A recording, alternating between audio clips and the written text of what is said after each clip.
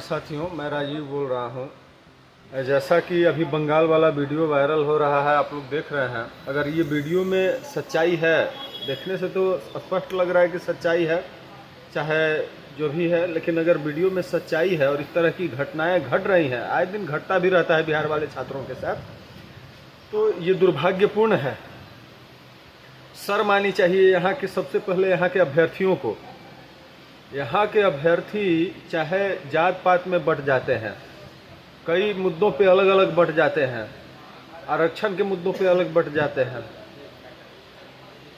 तो इनको सोचना चाहिए कि हमको क्या करना होगा। क्या इसी तरह से अपमानित होना पड़ेगा, इन नेताओं के हाथों का कठपुतली बनना होगा और इनको वोट देते रहिएगा?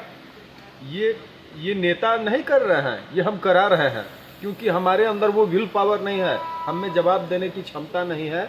इसलिए इस तरह की आए दिन घटनाएं हम लोगों के साथ होती रहती हैं। ये सुअर लोग, ये जो नेता लोग हैं, आप देख लीजिए, बिहार में जो डोमिसाइल था उसको हटा दिया। चाहे कोई भी पार्टी हो, मैं खुल के कहता हूँ, आरजेडी हो, भाजपा हो, जदयू हो, कोई भी पार्टी हो, या लोक जनशक्ति पार्टी हो, या ये जन सुराज वाले, क्यों नहीं रोड पे उतर रहे हैं छात्रों के अधिकार के लिए? ये कहते हैं कि हमको मौका दीजिए, करेंगे। अरे भैया, मौका मतलब आप गद्दी पे बैठ कर करिएगा। गद्दी पे बैठने के लिए आप में क्या योग्यता है, ये आप दिखा रहे हैं क्या? जनता को बरगलाने से होगा? गद्दी पे बैठने के लिए आपने कौन सा ऐसा कार्य किया कि जनता देख के आपको करे कि आप संघर्ष कर रहे हैं उस जनता के लिए? बेवकूफ़ सारे के सारे पार्टी और जितने भी लोग अवसर तलाश रहे हैं, सबको बेवकूफ़ बना रहे हैं। और बिहार के अभ्यर्थी, बिहार में युवाओं की संख्या हर प्रदेश से अधिक है, तो बिहार के युवा जगें और इनको मुंह तोड़ जवाब दें इन नेताओं को। इनको चाहे कोई भी पार्टी हो, और एक मुहिम चलाएं। एक क्रांति लाने की ज़रूरत है। आप एक हो जाएं, जात पात में न बटें, किसी भी मुद्दे पे न बटें, आरक्षण पे न बटें। ठीक है, आप मांगते हैं अपना हक, अपने आधार अनुसार मांगिए, लेकिन हक मिल जाए तब भी, ना मिले तब भी इन नेताओं की तरह आप राजनीति सीखिए और इनको धूल चटाने का काम कीजिए। जो हमारे साथी नौकरी कर रहे हैं, वो भी बेशक हमारा कुछ बात आपके खिलाफ हम कुछ रास्ते हों, लेकिन इन नेताओं के विरुद्ध एक मुहिम साधिए। इन्होंने डोमिसाइल हटाया, आज हमें शर्मसार होना पड़ रहा है हम लोगों को। जाके बंगाल में इस तरह से एक आदमी, हम महाराष्ट्र आए दिन जाते हैं, मारा जाता है। मनीष कश्यप को देख लीजिए, प्रताड़ित इन नेताओं ने कैसे किया। बिहारियों को टॉर्चर किया गया और एक वीडियो वायरल करने पर एक अच्छे पत्रकार को किस तरह से इन्होंने साजिश के तहत फंसा करके और उसके आवाज़ को दबाने का काम किया गया। तो इनको जवाब देना होगा, जगना होगा। कब तक हम लोग डरेंगे? ये मुहिम जगाइए और इस जो ये वीडियो वायरल हुआ है, इसको ट्विटर पे ट्रेंड कराइए। सभी लोग, पूरे बिहार के लोग, डोमिसाइल के मुद्दे पर, और जो भी बहालियाँ हुई हैं अदर स्टेट वालों को, ये सारे फर्जी ढंग से आए हैं, इसको रद्द किया जाए या इनको निकाला जाए। बिहार के अभ्यर्थियों को छोड़ कर उन सीटों पर रिवाइज रिजल्ट दिया जाए फिर से, जो अदर स्टेट वाले हैं।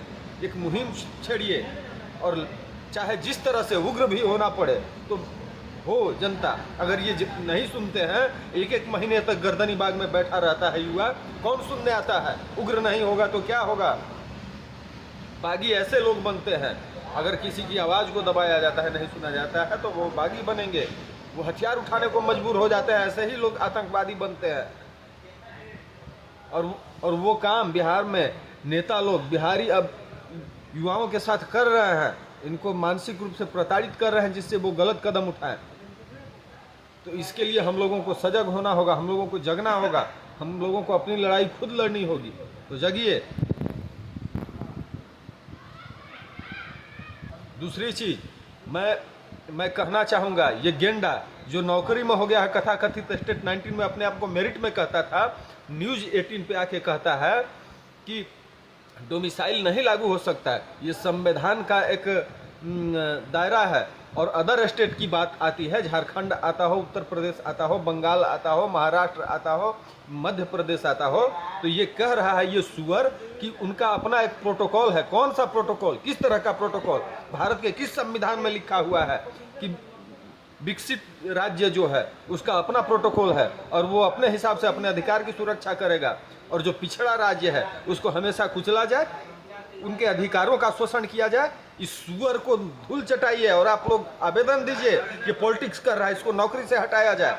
इसको अधिकार नहीं है पॉलिटिक्स करने का नौकरी में रहते हुए। जिस तरह से ये आके मीडिया में बयान दे रहा है, अपने आप को शिक्षक नेता कह रहा है, ये सुअर जब स्टेट 19 में था मेरिट में, तो इसको सब जानकारी होती थी कि क्या हो रहा है। और न्यूज 18 पे पूछा जा रहा है भ्रष्टाचार के बारे में TRE 1-2 में, तो ये कह रहा है कि हमको कुछ जानकारी नहीं है। अरे सुअर, तुमको नौकरी हो गई है इसलिए तुमको जानकारी नहीं है, तुम अपने स्वार्थ के आदमी हो। इस सुअर के चलते इसी के स्कूल का एक शिक्षक जो नाव से गिरकर डूब गया, इस सुअर कहता है कि हम नहीं थे, षड्यंत्रकारी, और सिंपैथी लेने का कोशिश करता है।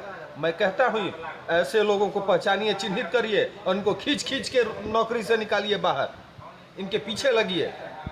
इस तरह के सुअर घटिया मानसिकता के लोगों के खिलाफ मेरा आह्वान है, अपने अधिकार के लिए लड़िए। और बिहार और बिहारियों के खिलाफ, वैसे अभ्यर्थी जो अपने जीवन के लिए संघर्ष कर रहे हैं, इनके खिलाफ जाके जब ऐसे सुअर बोलते हैं, उनके पीछे लगने की जरूरत है।